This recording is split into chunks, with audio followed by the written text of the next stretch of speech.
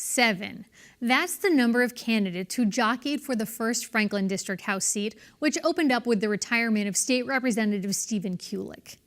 How does a candidate stand out in a crowd like that? That's what I asked primary winner Natalie Blais.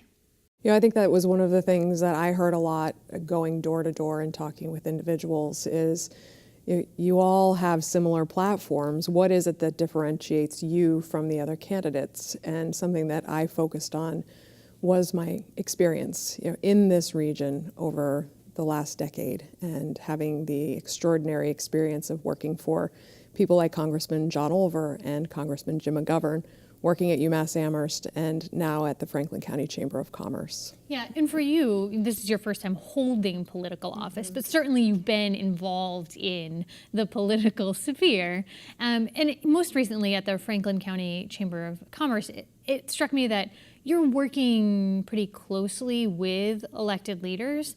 Is there anything that you've learned over your tenure there that you feel like, you know what, this is something that we need to address. Maybe this is something we need to tweak or change about the way government functions. Mm-hmm.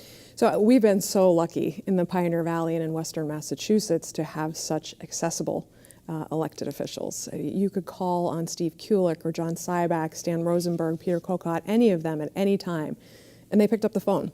And if they weren't available then, they would get right back to you. And I think that that's unique to have that sort of accessibility, and they would show up everywhere. And that's something that I hope to continue. I don't think that's something that needs to be tweaked. I think that we've been very lucky, and it's something that I hope to make a priority. Yeah. Huge sea change, obviously, for politics here in Western Massachusetts. It's rare to have maybe 2 open seats. And in this instance, we had 5. Yeah. And 4 of the people who are likely to head to Beacon Hill, barring some sort of unforeseen write-in campaign, are going to be women. For you, do you think that that is voters putting elected officials on notice? That's the political environment that we're in right now? Why so many women, do you think, for Western Mass right now? Well, I think over the last year we've seen a lot of changes, not only in what's happened in our delegation, but also across our nation. The Me Too movement happened, and I am so excited about the number of women who have stepped up to run. Half of the people in my race were women, and I think that voters ultimately chose who they felt were the most qualified candidates. And I'm thrilled that so many of them are women. Yeah. For you, you've pointed out along the campaign trail a number of priorities, whether that's broadband, transportation, others. Is there one that stands out to you as, here's the top priority that we need to hit the ground running and go and take care of? For me, I've said that infrastructure is a big issue for this district. And when I talk about infrastructure, I'm not only talking about roadways and bridges, I'm talking about broadband, because there are still communities in my district that do not have broadband. And that is something we absolutely have to address right off the bat. And I think that that's, in talking with journalists or just folks out east, it's something that blows people's minds to think that in 2018, broadband is something that we're still fighting for. Yes. How do you help people wrap their heads around that in the eastern part of the state? It's a lot of conversations and it's a lot of education. And the challenge about broadband is that it's not only broadband that we're lacking in a lot of our rural areas, it's also cell phone coverage. Yeah. As I was driving around the district, it was very difficult to stay in communication, even with my family, to let them know when I was going to be home, because there was no cell phone coverage. So this broadband is an economic development issue. It is an education issue, and it's critically important that we get people access to that infrastructure immediately. Something else that you talked about on the campaign trail was your part in helping the Knowledge Corridor Rail, the $72 million project, move forward. As we look at west to east or east to west, depending on your perspective, rail service, do you think that that is actually going to come to fruition for folks here? So I think it's critically important, and I'm so thankful for Senator Lesser's leadership on that issue. And with my experience on the Knowledge Corridor, I want to bring that experience to help us get EastWest Rail.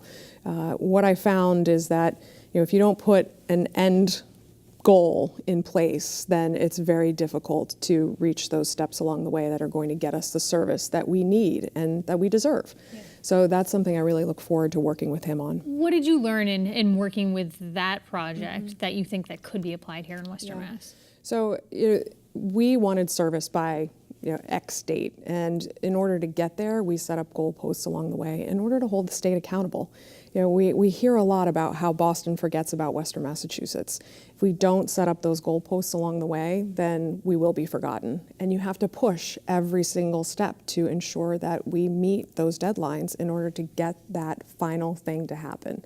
And I'm very confident that with this team that we have in place in the Pioneer Valley now, that we will be able to accomplish really big things here in Western Massachusetts. Something else that I understand that you worked on, and I believe it was with Congressman McGovern, was the Kinder Morgan pipeline, and ultimately they decided not to move forward with that project. But now, I'm hearing from people who live in this region, we're concerned. We live in Longmeadow, we live in Agawam, we live in West Springfield. A subsidiary is looking at expanding a gas pipeline in this region.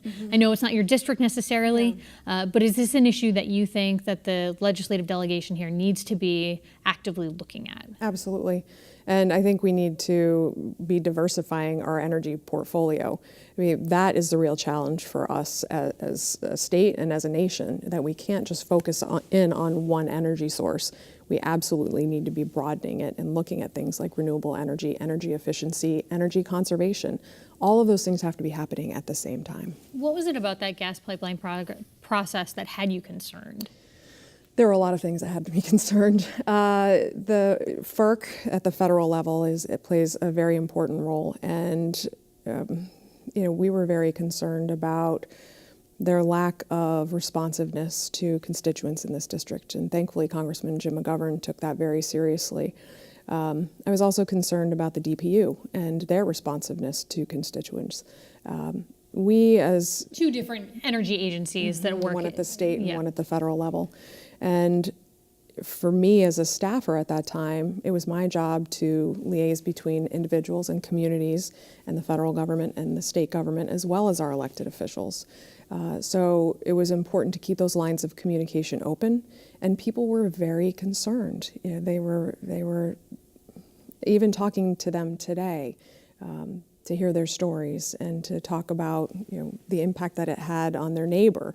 It's still there. It's still very real for them, and I do have concerns about how this will move forward and whether or not we will see another application like that. We're short on time, but I want to ask you briefly, have you had a chance to talk with Representative Kulik yet, and has he had any words for you as you look toward most likely taking this seat over? He and his wife Susie have been incredibly supportive, and I'm just incredibly thankful for him, for his support from the very beginning.